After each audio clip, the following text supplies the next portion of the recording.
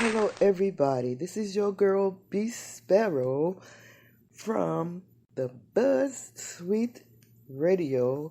How is everyone doing today? That is good.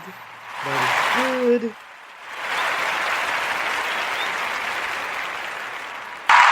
Wanted to bring some headline news to you guys in my Into the News segment for today. You know, earlier we talked about the transgender agenda. We talked about grade school students who were forced to watch a teacher's transgender coming out video. We talked about how a drag queen performed at an elementary talent school show in New York. After all the kids performed, he came on and did his act where they said he was gyrating, sticking out his tongue. And there were grade school kids watching this. Some of the girls especially, went home crying. This is on the video where we talked about the transgender forced the children to watch his coming out video, where some of the kids went home crying. Some of the little girls thinking that they was going to have to change their sex when they get older. They was going to have to change themselves to a boy. They were confused. They were, just devastated. Just by watching this video. This man coming out, changing himself to a woman. Excuse me. My soul doesn't sit too well with that. These are babies. They are confusing our babies. And once again, before I go any further, let me just say that I do not hate anyone. I do not hate a transgender person. I just don't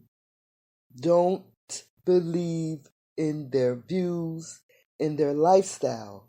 And as a heterosexual woman, as a human being, as an American citizen, well, supposedly be an American citizen. I am black, and we really are not considered as citizens, but that's another video.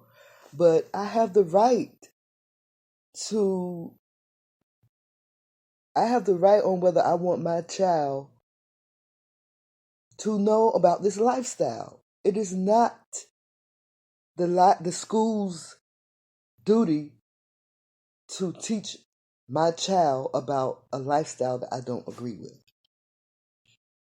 Another story we talked about, allowing transgender Olympians, is unfair to women.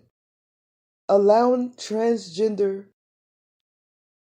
men to fight against a woman or to compete against a woman in anything is not fair, because we know that biologically, physically, mentally, men are stronger than women. Men are stronger than women. I don't care how many dresses you put on, men are stronger than women. So, and now they have this, according to the LiveSiteNews.com, this is my source for today. The transgender agenda. They are pushing Drag Queen Story Hour. It's called Drag Queen Story Hour. And Drag Queen Story Hour, also known as DQSH, is just what it sounds like.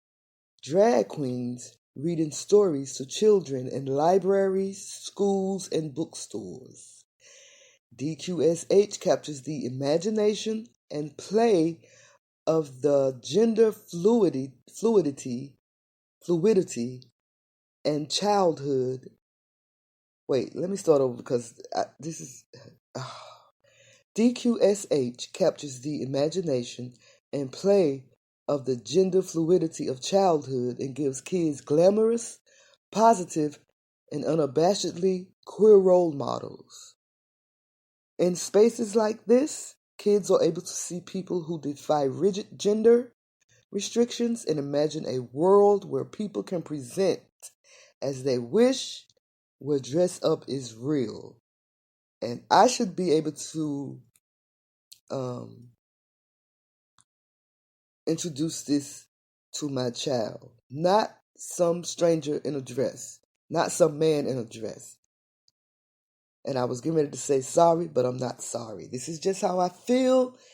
And if you think that I'm bashing gay or queer or the LGBTQRSP community, then think what you like. That's on you. Now, a friend of mine sent me an article. Let me find it here before I don't want to say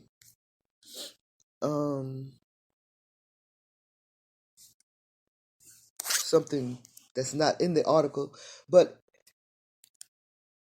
she sent me an article that read shocking photos. Kids lie on man dressed as woman at drag queen story time. Lie as in lay down on top of. Kids lie on man dressed as woman at drag queen story time.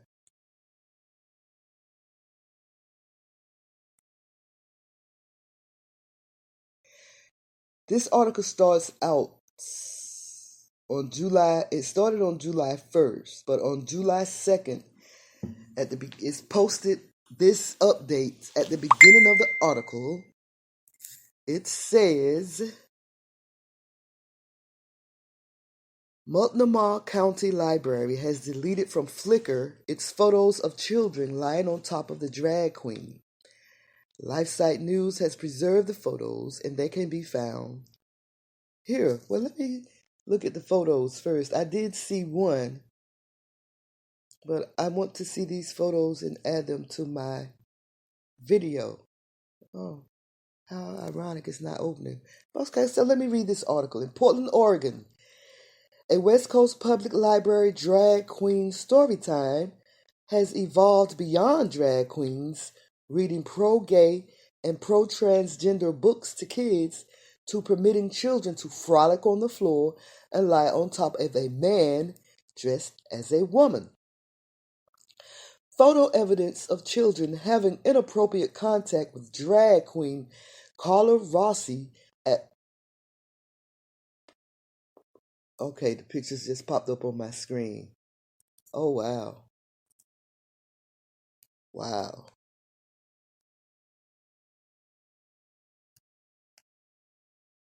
Oh, and it's not going to let me save them. So guess what? Let me screenshot these pictures right quick. Wait, it might let me download it. Nope. So let me screenshot them right quick, guys. Give me 1 second. As a matter of fact, let me pause this video so that I can... Let me pause this audio so that I can screenshot these pictures right quick. Hold on, I'll be right back. Okay, so I've screenshot the pictures, and as you can see them on the video, it is not a very good look. I'm telling you, it's not. Oh, okay. People have started commenting on the pictures, and some of the comments I'm going to read. One comment said, I wouldn't let my kids crawl on top of random strangers no matter how said strangers are dressed, commented Kelly Triller, Kaylee Triller Harms. Another quote said, even as a day camp counselor 15 years ago, we were pretty carefully trained about not having kids piggyback rides or letting them sit on our laps, continued Harms. And if they asked for hugs, we took the side hug approach. Photos posted by the library also revealed toddlers and young boys dressed in feather bows at the event. The goal is to normalize abnormal sexuality, deviant homosexual behavior by enticing children to first question their sexuality. Pro-family activist Georgia Kajeski recently told LifeSite News. The more children see men dressed up as women, the more normal it will become. And I agree wholeheartedly. That's why I'm totally against this. The Antichrist is lurking, y'all, seeking what to make what is good bad and what is bad good. This is what's happening. Open up your eyes. So this article reads on. It says, "Go forth and sin no more." Not only as the Multnomah County Library System hosted drag queen Rosie multiple times, but the Sisters of Perpetual Indulgence, a group of men dressed up as nuns for the purpose of mocking the Catholic Church, have also presided at Drag Queen Story Time. The event that remains on a PDX pipeline schedule of events for last fall was confirmed by an employee of the Multnomah County Library System. And I have no idea what the PDX pipeline is, but I will find out. It doesn't look good right there. That PDX pipeline. Help us, Lord. In the name of Jesus Christ, I pray. LiveShow News previously reported on the Sisters of Perpetual Indulgence conducting drag queen story time at the Boston Public Library. The men call themselves queer nuns, even though the anti-Catholic group is openly devoted to promiscuity, wrote F.R. Mark Hodges in 2017. Their slogan is a ridicule of Jesus, words to the woman caught in sexual sin. Their slogan is a ridicule of Jesus' words to the woman caught in sexual sin. Instead of go and sin no more, the men queers have created their trademark slogan as go forth and sin some more. Other drag queens participating in Drag Queen Story Time at various Multnomah County libraries include Poison Waters and Misha Peru. St. John's Library also has a teen drag workshop to be conducted by drag queen Rossi, scheduled for Saturday, September 21st, 2019. And it goes on to read, Portland's premier drag clown Carly Rossi, with intellectual support from her human avatar Anthony Hudson, attempts to chart the vast abyss of drag and its potential, addressing how drag's many varieties, flavors, and houses correspond to the unchartable spectrum of genders and sexuality, when supporting looks at its legendary elders, artists, and ancestors from two spirits and other gender shamans of the pre-settler North American continent, and the Sisters of Perpetual Indulgence to Marsha P. Johnson, Leigh Bowery, Elvira RuPaul, and Christine. And maybe this will sound better to me when I listen back to it, because what I just read to me didn't make a damn bit of sense. So this is what's going on in the transgender, with the transgender agenda.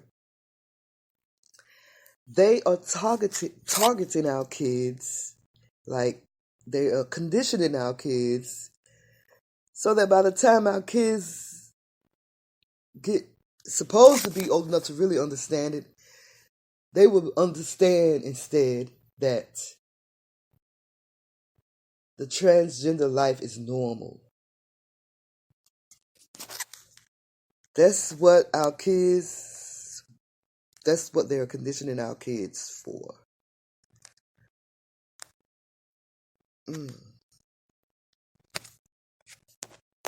Let me read some of the headlines that I came across on this LiveShow News. And I am going to just read the headlines for now, but in a later video, I will open up some of these headlines.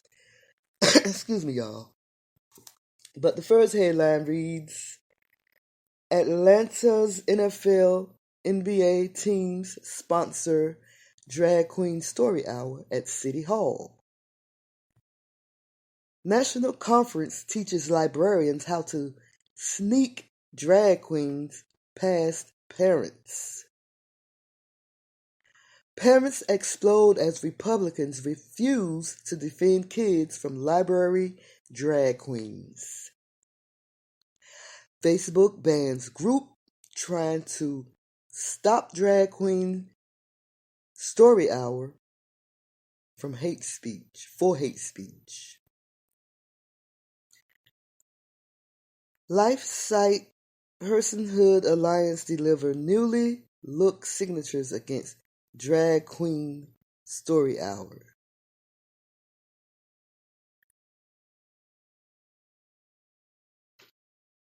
Protesters against Maryland Drag Queen Story Hour outnumber event attendees. 500 Moms Strong leads rally against Drag Queen Story Hour. Top U.S. library group collides with local librarians to sneak LGBT content to kids. Petition against Drag Queen Story Hour. How libraries are being linked to corrupt kids and what you can do about it. How libraries are being used to corrupt kids and what you can do about it. And we need to do something about this. We do have a choice. We do have a say-so on what content is being taught to our kids. At least we do now. Because in my opinion, this is not right. This is not right.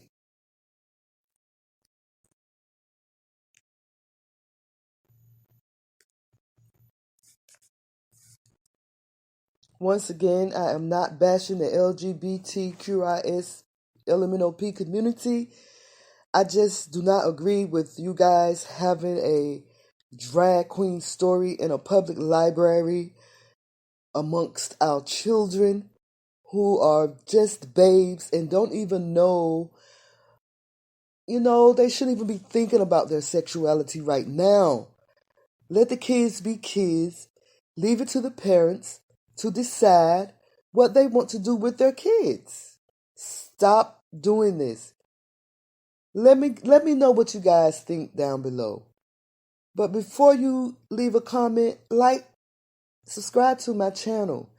I will be bringing more stories like this to you and a lot more, So let me know what you guys think, okay? All right. This is your girl BeeSparrow, and I'm out.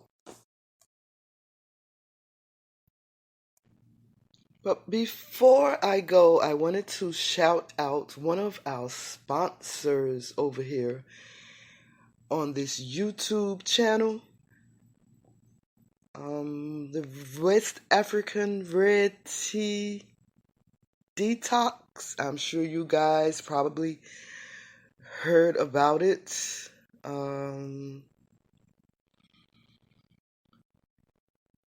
This red tea detox has been reviewed by the Detox Doctor. It is the latest cleansing and weight loss brew to hit the market.